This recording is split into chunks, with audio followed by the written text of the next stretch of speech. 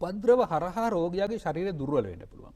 උපද්‍රව හරහා රෝගියාගේ ප්‍රතිශක්තිකරණය හීන වෙන්න පුළුවන්. රෝගියා දුර්වල වුණොත් රෝගියාගේ ප්‍රතිශක්තිකරණය හීන වුණොත් මෙම රෝගයට එරෙහිව රෝගියාට ක්‍රියාත්මක වෙන්න හරි අමාරු තත්ත්වයකටපත් වෙනවා. ඒ හින්දා මගේ වෛද්‍ය ක්‍රමයේ රෝගියාගේ උපද්‍රව ටික සම්පූර්ණයෙන් අයින් කරනවා. උපද්‍රව ටික අයින් කරනවත් සමගම විශේෂයෙන්ම දියවැඩියා රෝගයත් එක්ක සම්බන්ධ අක්මාව, අග්න්‍යාශය සහ වකුගඩු හැම ස්ථානයකටම සුදුසු විදිහේ ප්‍රතිකාර අපි කරනවා. කොයි වෙලාවක දියවැඩියා රෝගියාට අපේ ප්‍රතිකාරයක් ගන්න ගියාම වකුගඩු ආසාදන රෝගී තත්ත්වයක් බවට ඔහුපත් වෙන්නේ නැහැ. මාවේ තියෙන නොයෙක් රෝගී තත්ත්වයක් ඇති වෙන රෝගියෙක් බවට ඔහුපත් වෙන්නේ නැහැ. අග්න්‍යාශගත රෝගයට ප්‍රතිකාර කරනකොට රෝගියාගේ ආහාර ජීර්ණය ගැන අපි විශේෂයෙන්ම සැලකිලිමත් වෙනවා. මොකද අග්න්‍යාශික යුෂවල විෂමතාවය තමයි මේ ඉන්සුලින් හෝමෝනයේ විෂමතාවයට බලපාන්නේ. ඒතර අග්න්‍යාශික යුෂ හරියට ශ්‍රාව්‍ය වුණේ නැත්නම් ආහාර දිරවීම අක්‍රමවත් වෙනවා. ආහාර දිරවීම ක්‍රමවත් කරගත්තොත් රෝගියාගේ පෝෂණීය ඉහළ නැංගෙනවා. රෝගියාගේ ප්‍රතිශක්තිකරණය වර්ධනය වෙනවා. අන්න රෝගයට එරෙහිව රෝගියාට නැගී හිටින්න පුළුවන් අවස්ථාවක් තියෙනවා. එවැනි තත්ත්වයට පත් කළා තමයි ඊටාම සාර්ථක විදියට මගේ වෛද්‍ය ක්‍රමය තුළ මම මේ දියවැඩියා රෝගී සුවපත් කරන්නේ.